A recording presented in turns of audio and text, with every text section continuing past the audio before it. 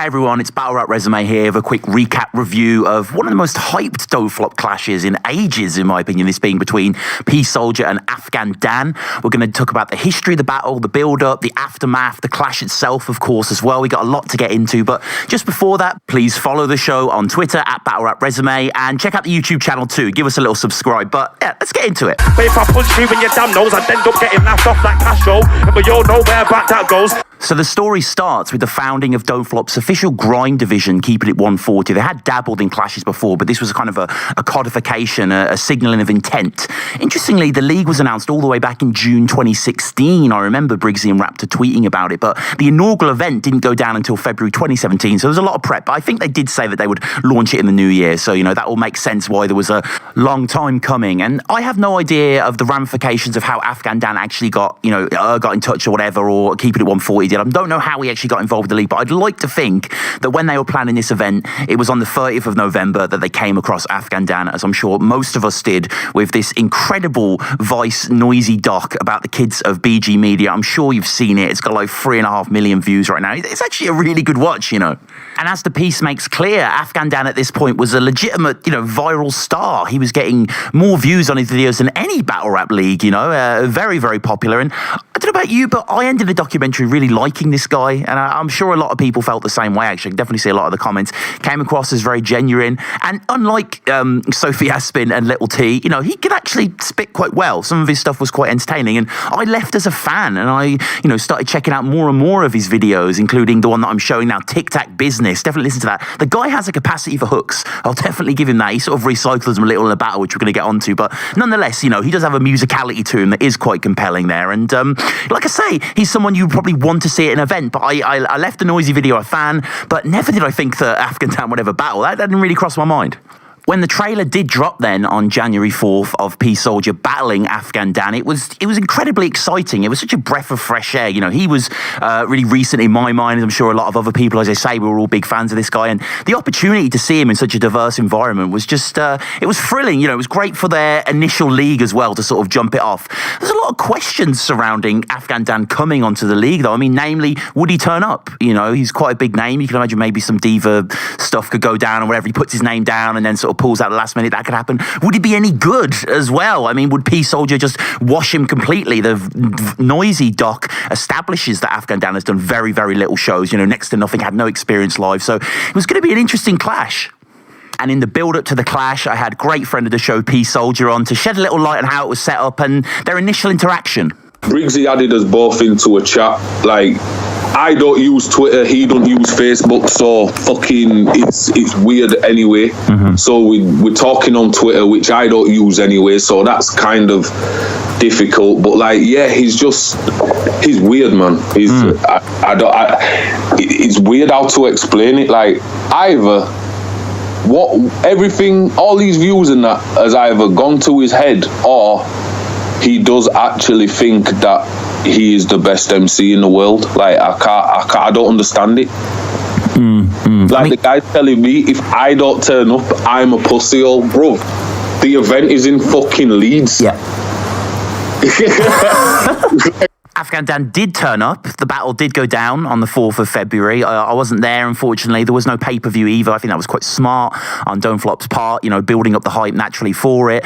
It was interesting, though, reading the recaps, the tweets coming out. It sounded like it was a good battle. I mean, we're going to sort of get into the footage, but, the initial impression as someone who was on the outside at the time, really, really excited for this battle, was that Afghan Dan had mostly did well. Apparently, he'd sort of used his phone in his third, which is a disappointment, but it was his first clash. But had a good friend of the show, Domboul. Dom's been on many, many times, and he was at the event, and he went to pick up Afghan from the hotel, actually, and provided some interesting insight into his pre-battle temperament. Well, I went to meet him with Sam Strickland. Oh, you went to meet him? Yeah. So he told Sam, my hotel's looking at the train station, so we were like, right, fine. So we were waiting outside his hotel for fucking ages. He weren't answering his phone. It was like his phone were off, or he were on the phone to someone, because he kept going straight to voicemail. Right. So we managed to get hold of him. We walked off a bit to see if he was somewhere else or something. So, and then he finally answered. So then we were like, right, we'll meet you outside the hotel now. We're like, fine. We got outside the hotel. We rung him again. And he was like, I'm stuck in traffic. And we were like, What do you mean you're stuck in traffic? You're supposed to be in the meeting lobby us outside the hotel. Yeah, exactly. Because obviously he would have had to have checked out at a certain time. So we were just like, what the fuck? And then we see him walk around the corner casually with like 2 of his boys or something. And they were like, yes, bro, you're cool. And you were like, you're proper shaky. I don't know if it were the nerves or something. But you were like, proper, like he said, you all right, bro, to me and Sam about 100 times in a minute. Like, reload. Yeah, he was reloading himself. Like. So without further ado, let's get into this battle. And Afghan Dan kicks us off. He's pretty strong out the gate, actually. The reloads seem maybe generous. I don't know about you, but, you know, it was a very invigorating moment. I don't chat shit, you're a tramp. The 4 walls inside your bed, sit back home and damn calling your man, them look pregnant. What were you thinking, fam? I'm only doing this shit to boot. All in all, it's a strong opening gambit from Afghan Dan. You know, he didn't just flop instantly, as many as predicted, but P comes out the gate here. Like in the interview that we did prior as well, P would mention how prepared he was. You know, I think he had 2 weeks just to memorize all stuff, and the aggression that he puts into it is superb. I especially loved the bit when he switches up the flow in the middle section. Dunking knives in livers, you could never make big man shiver. What has your manager got you into? What's man a call like winner? What's man a... Hold on, 2 sounds. Yo, hey pussy, you don't want to spray with me, spray with P, get burnt like a egg for cheese, and I don't want to hear about paper, please, I'll lay back in the practice. Interesting part 2 when they squabble about their Vice credentials. Cause he's been on Vice, guess what pussy I've been on twice. Watch your team get rolled like dice. Okay. I never seen you though. Yo, when I was on Vice, I was talking about crime and burglaries. I wasn't arguing with you, let's go. Dope stuff from both, really. Certainly living up to the hype. A really interesting first round that when I was watching it initially, you know, I was very happy about. The crowd seem a little dead, though. I don't know if that's just the balance here, because there are reloads left, right, and centre, it seems. But when you just look at the audience, they just, you know, it's been a lot rowdier in Don't Flop history, which is a shame, I guess. But, you know, the 2 MCs, no doubt, keep going on. And in the second round, Afghan Dan, yet again, you know, he has that power to whip the crowd up. I said, don't watch that, bro. You don't want to start busting out that joke. Send up in the back of a white van like the last bloke. Trust me, you don't want that, though. Just stop flexing your chest like Rambo. Man, don't get chopped up like a mango. For you can hurt me, last show. Give a gift, and even your nan knows. But if I punch you in your damn nose, I'd end up getting laughed off like Castro. Do feel this is the round where, you know, the sort of divide in quality certainly starts to show. And that's nothing against Afghan. As I said, he never ever battled before, let alone battle on beat at a huge event. So you've got to give him his credence here. And I think he mostly delivers. But P just has some commanding stuff here. Catching me? Hey. Pussy all in the end is tragic. Extend all like go gadget. Hollow points fly out of blow clamatic. Stick to your stoplight static. This guy's mum put him straight into care cause she found him sucking off a rampant rabbit. Flowing the top pussy all come back in.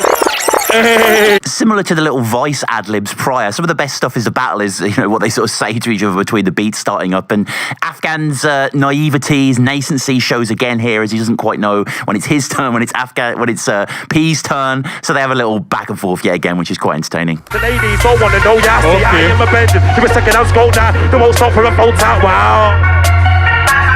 Alright, let me finish that last bar. You've had your turn now, bless you. Yo, let's go. Yo, he's friendly right now. You said you got bullied as a youth. Right now you're getting bullied as an older.